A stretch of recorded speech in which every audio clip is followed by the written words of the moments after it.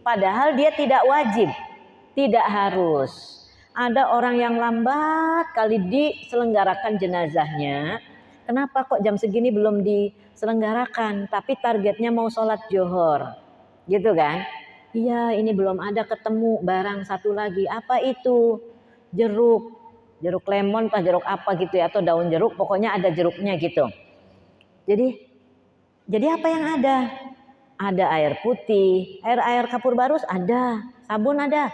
Udah kerjain aja tanpa harus menunggu lemon ini. Gitu. Jadi maksudnya kalau sesuatu yang tidak harus, tidak menambah berpahala gitu kan, atau mengurangi pahala, maka udah nggak usah dipersulit. Makanya kita berusaha sering ya memberikan pelatihan penyelenggaraan jenazah ini agar dipahami bahwa penyelenggaraan jenazah itu mudah tapi sesuai dengan sunnah ya Bu, jangan dibawa-bawa yang tidak sunnah. Tapi kalau memang adat begitu tapi tidak menyalahi ya nggak masalah. Yang khawatir itu kalau menyalahi. Jadi kalau dikasih jeruk nipis gimana? Ya kalau sudah ada ya nggak masalah kan gitu. Tapi kalau nggak ada jangan dicari-cari. Jadi itu ibu-ibu kemarin sudah prakteknya ya, dan sekarang ini mungkin kita pendalaman materi, ya materinya. Karena sesungguhnya pelatihan penyelenggaraan jenazah itu materinya banyak. Materinya itu banyak. Yang pertama, bagaimana menghadapi sakit. Adab orang sakit. Kita yang sakit atau kita menjenguk orang sakit. Nah ini ada adabnya Bu. Supaya sakit yang kita derita menghantarkan kita masuk surga. Supaya ketika kita menjenguk orang sakit kita mendapatkan surga. Maka ada ilmunya bagaimana menghadapi sakit. Sampai akhirnya sakit keras. Sampai akhirnya sakaratul maut. Bagaimana menghadapi orang yang sakaratul maut. Atau kita ketika kita sakaratul maut bagaimana nih? Apa adabnya ketika malaikat Israel sang pencabut nyawa itu datang, apa yang harus kita lakukan? Nah itu ada materinya gitu Bu. Sampai nanti ketika dia meninggal, apa yang harus dilakukan pertama kali kepada orang yang meninggal. Nah barulah nanti bagaimana cara memandikan jenazah.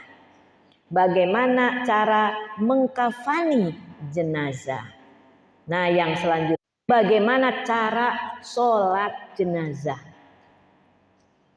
Kemudian bagaimana menguburkan jenazah sampai nanti kita belajar tentang adab di kuburan. Karena kalau kita nggak belajar adab di kuburan, kita pengennya dapat pahala, taunya malah dapat dosa. Karena pernah sahabat juga ketika pergi ke kuburan malah dinasehati oleh Rasulullah. Kenapa kamu pergi ke kuburan? Buka sendalnya. Disuruh buka sendal Bu. Makanya mungkin ada sebagian kalau pergi ke kuburan buka sendal. Karena ini ada riwayatnya. Suruh buka sendal. Akhirnya dibuka. Kenapa? Karena dia tidak memantaskan diri pergi ke kuburan. Kok pergi ke kuburan pakai sendal cantik yang ingin menunjukkan kalau dia itu berbeda dengan orang lain.